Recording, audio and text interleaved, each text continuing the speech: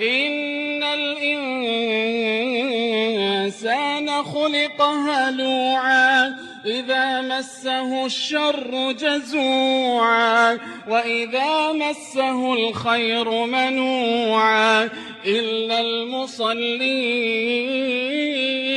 الذين هم على صلاتهم دائمون والذين في أموالهم حق معلوم للسائل والمحروم والذين يصدقون بيوم الدين والذين هم من عذاب ربهم مشفقون إن عذاب ربهم غير مأمون